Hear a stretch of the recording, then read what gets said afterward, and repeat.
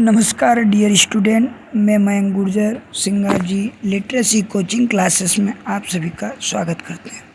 आज हम present tense को जानेंगे। प्रेजेंट टेंस में प्रेजेंट इंडेफिनिट टेंस को जानेंगे। तो आइए हम स्टार्ट करते हैं।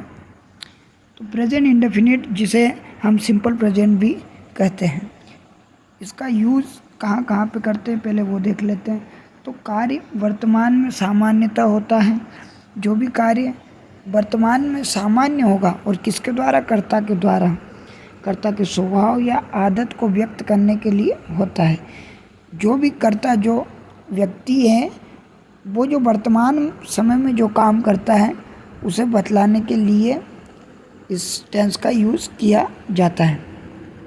चिरंतन सत्य, जो अक्सर सच चीज़ें हैं वो, या कोई सिद्धांत जैसे न्यूटन लॉ, पाइथागोरस प्रमेय, तो कुछ सिद्धांत या स्थायी कार्य है कि भैया ये करना है यानी कि करना, इन सभी को एक्सप्रेस इन्हें व्यक्त करने के लिए, बताने के लिए इस टेंस का यूज़ किया जाता है।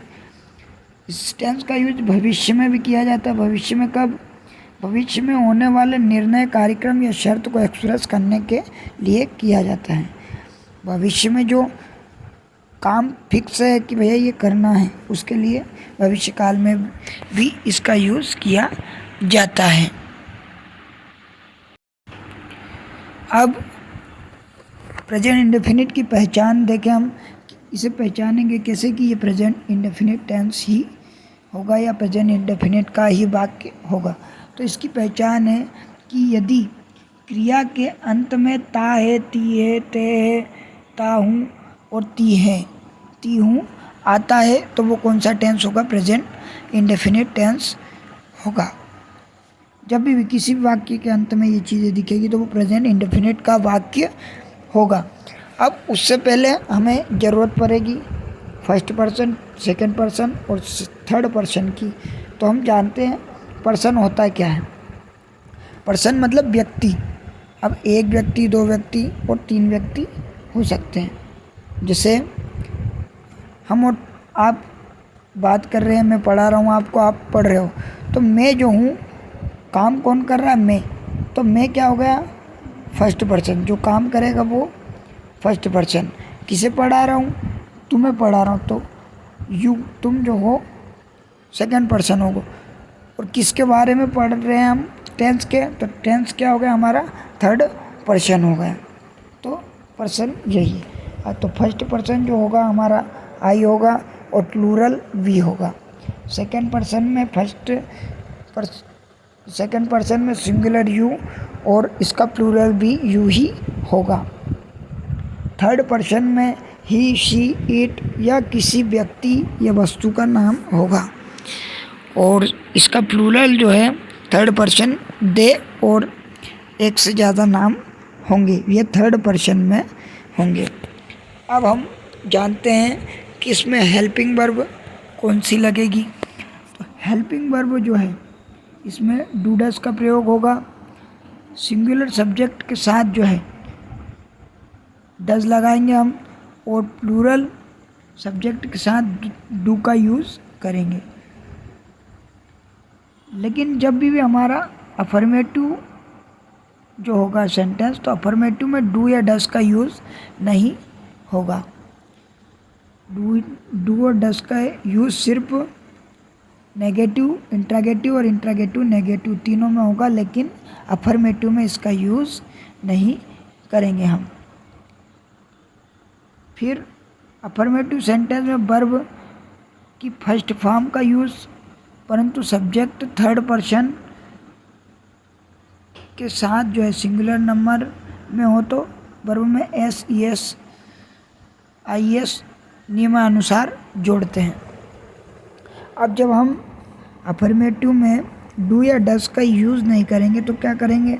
तो उसमें अगर थर्ड पर्सन मतलब ही, शी, इट या एक से ज़्यादा नाम आएंगे तो उनके साथ जो है थर्ड पर्सन सिंगुलर, ये जो सब लिखे हैं, इनके साथ हम वर्ब में S, E S, I S का प्रयोग करेंगे। वो भी नियम अनुसार जो कि हमने पिछले वीडियो में पढ़ रखा है कि किस वर्ब के साथ ई, किसके साथ ई एस और किसके साथ आई एस लगेगा।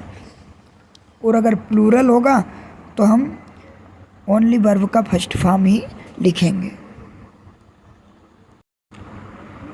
अब ध्यान से देखें कि हमारा अफर्मेटिव का स्ट्रक्चर क्या होगा। कब? जब आई, वी और यू और दे आए। कब? जब आई, वी, यू, दे आए। तो हम देखते हैं कि सब्जेक्ट आएगा सबसे पहले, फिर वर्ब का फर्स्ट फॉर्म आएगा। अगर सब्जेक्ट की जगह ये चीज़ें आई तो वर्ब का फर्स्ट फॉर्म आएगा, ऑब्जेक्ट आएगा मतलब कर्म, और फिर जो भी बचा वो अदर चीज़ें आएगी। उदाहरण से समझे तो मैं दौड़ता हूँ, फर्स्ट पर्सन आया तो सब्जेक्ट हो गया आई, मैं के लिए आई, क्या करता है? दौड़ता है, तो सिर्फ रन वर्ब की फर्स्ट फॉर्म। हम लोग पढ़ते हैं तो वी रीड, तुम खेलते हो तो you play first form verb की। बे खेलते हैं तो बे के लिए दे सब्जेक्ट होगा, और खेलना प्ले जो है वर्ब होगी फर्स्ट फॉर्म। मैं एक पुस्तक पढ़ता हूँ तो I read a book, I subject होगा, रीड जो है वर्ब का फर्स्ट फॉर्म, और ए बुक ऑब्जेक्ट हो गया। अब ही, शी, इट या एक नाम हो तो हम उसको कैसे बनाएंगे? आई, बी, यू का तो हमने देख लिया कि उसमें वर्ब का फर्स्ट फॉर्म लगेगा अफर्मेटिव में। लेकिन जब भी अफर्मेटिव सेंटेंस में यदि सब्जेक्ट हमारा ही, शी, इट या एक नाम है तो सबसे पहले तो हम अफर्मेटिव में सब्जेक्ट को रखेंगे, वर्ब का फर्स्ट फॉर्म लिखेंगे, लेकिन फर्स्ट फॉर्म में हम एस, ई एस या आई एस लगाएंगे, जिससे आप वर्ब का फिफ्थ फॉर्म भी कह सकते हो। तो आइए हम समझते हैं। जैसे उदाहरण देखें, वह खेलता है तो वह ही, और ही के साथ थर्ड पर्सन सिंगुलर है तो खेलना जो है प्ले, और प्ले के साथ क्या लगेगा? नियमानुसार एस लगेगा। वह गांव जाती है तो शी, और जाने के लिए गो, अब गो में ई एस लगेगा। टू विलेज, गांव को जाती है या गांव जाती है। लोकेश खाना खाता है, लोकेश इट्स, इसमें इट वर्ब थी उसमें एस लग गया। कोमल नाचती है, कोमल, और डांस है नाचना, उसमें एस लग गया। सूर्य पूर्व में उगता है तो the sun rise in the east. अब हमने अफर्मेटिव जान लिया, और अफर्मेटिव में फर्स्ट पर्सन और सेकंड पर्सन को जान लिया। अब हम नेगेटिव की बात करें तो नेगेटिव में जो है नाम से स्पष्ट है, नोट आना है। लेकिन अफर्मेटिव में हेल्पिंग वर्ब नहीं आ रही थी, जैसे ही नेगेटिव पढ़ेंगे तो उसमें हेल्पिंग वर्ब आ जाएगी। और इस टेंस की हेल्पिंग वर्ब क्या है? डू और डस। तो सबसे पहले सब्जेक्ट आएगा, डू डज आएगा, नोट आएगा, वर्ब की फर्स्ट फॉर्म, ऑब्जेक्ट, और फिर जो बचा वो आएगा। जब सब्जेक्ट जो है हमारा थर्ड पर्सन होगा, सिंगुलर नंबर में रहता है, थर्ड पर्सन सिंगुलर में रहेगा, तब डज नोट का प्रयोग अन्य के साथ डू नोट का प्रयोग होगा। जब भी हमारा पर्सन जो है थर्ड पर्सन हुआ, ही, शी, इट या ही, शी, इट हुआ, यह एक नाम हुआ तो हम डज लगाएंगे। और डू कब लगाएंगे? आई, बी, यू, दे आया तो डू लगा देंगे। तो आइए हम समझते हैं। मेन वर्ब में एस, ई एस नहीं लगाना है, अपने को क्या करना है? मेन वर्ब में एस, ई एस या आई एस नहीं लगाना है, वो अफर्मेटिव में लगता है। तो वह नहीं लिखती है, अब नेगेटिव है, नहीं लिखती है, नहीं आया तो नेगेटिव वाक्य, तो वह के लिए शी, अब शी के साथ क्या लगेगा? डज, और नॉट राइट। लोकेश नहीं खाता है तो लोकेश, और लोकेश सिंगुलर पर्सन है तो डज नॉट इट। मैं नहीं दौड़ता हूँ तो आई डू नॉट रन।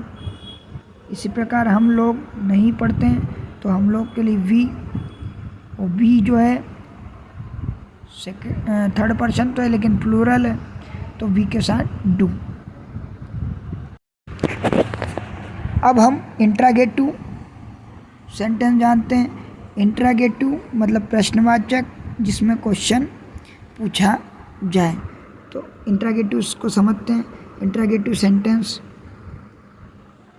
इसमें क्या होता है, जो हमारी हेल्पिंग वर्ब वो सब्जेक्ट से पहले आ जाती है, जिसमें इसमें आ गया डू डज आगे आ गया ना, फिर सब्जेक्ट आएगा, फिर वर्ब की फर्स्ट फॉर्म, ऑब्जेक्ट, और फिर आएगा जो भी बचा हुआ अदर चीज़ें वो।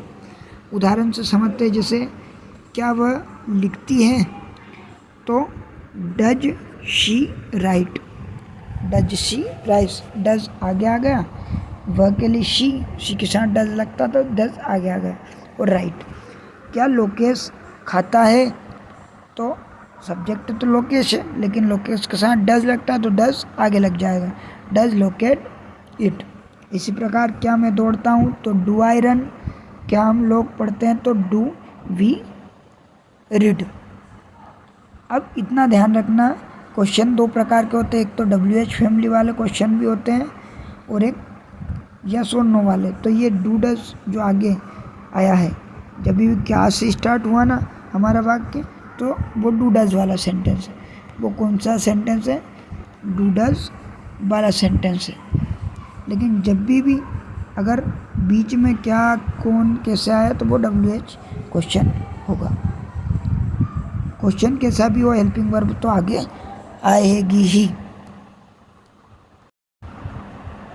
अब हम जानते हैं इंट्रागेटिव नेगेटिव सेंटेंस। नाम से स्पष्ट है कि इंट्रागेटिव मतलब प्रश्नवाचक भी होगा और नेगेटिव मतलब नकारात्मक भी होगा। जैसे इसमें क्वेश्चन है तो डू डज तो आगे आएगा, सब्जेक्ट, फिर नोट आ जाएगा वर्ब से पहले फर्स्ट फॉर्म, और ऑब्जेक्ट, और फिर आएगा अदर वर्ब।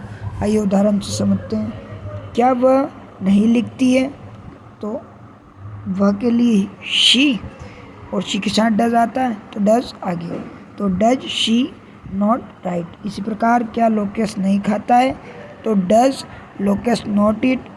क्या मैं नहीं दौड़ता हूँ, तो डज आई नॉट रन। क्या हम लोग नहीं पढ़ते हैं, तो हम के लिए बी में डू लगता है तो डू आगे, डू बी नॉट रीड। क्या वे नहीं खेलते हैं, तो डू दे नॉट प्ले। अब कुछ महत्वपूर्ण बात जो है कि जो क्वेश्चन इंट्रागेटिव जो सेंटेंस हमारे WH फैमिली से भी बनते हैं, तो उसे समझते हैं। पहले तो WH फैमिली का मतलब क्या है, WH फैमिली का मतलब है क्वेश्चन वर्ड, ठीक है। और WH फैमिली से रिलेटेड क्वेश्चन कैसे बनेंगे, अगर जैसे इसको देखें, आप कहाँ रहते हो, यहाँ बीच में कहाँ आया ना, तो शुरू में क्या आएगा, तो डू डज आगे आएगा, लेकिन कहाँ कैसे बीच में आएगा, तो वो WH से बनेगा। तो सबसे पहले WH वर्ड लिखना है, फिर डू डज, फिर सब्जेक्ट, वर्ब का फर्स्ट फॉर्म, ऑब्जेक्ट और अदर वर्ड। अब WH वर्ड कौन कौन से होते हैं, जैसे वाई यानी क्यों, वेन यानी कब, हाउ यानी कैसे, वेयर यानी कहाँ, वाट यानी क्या, विच यानी कौन सा, हुज यानी किसका, हु यानी कौन, और होम यानी किसको। आइए उदाहरण से समझते हैं। जैसे पहला सेंटेंस है हमारा, आप कहाँ रहते हो, आप कहाँ रहते हो। तो कहाँ के लिए वेयर, कहाँ के लिए वेयर, तो वेयर। अब डू आ गया, वेयर डू यू लिव। इसी प्रकार तुम कब दौड़ते हो, तो वेन यानी कब। अब तुम के लिए यू, तो लेकिन यू से पहले डू आएगा, तो व्हेन डू यू रन। इसी प्रकार वह क्यों जाता है, तो क्यों आया ना, तो क्यों के लिए वाई, और वह यानी ही, तो ही के साथ डज लगता है इसलिए डज, और फिर ही गो। वह क्या लिखती है, तो व्हाट डज शी राइट। उसके दोस्त कैसे नहीं हंसते, तो how do his friend not laugh.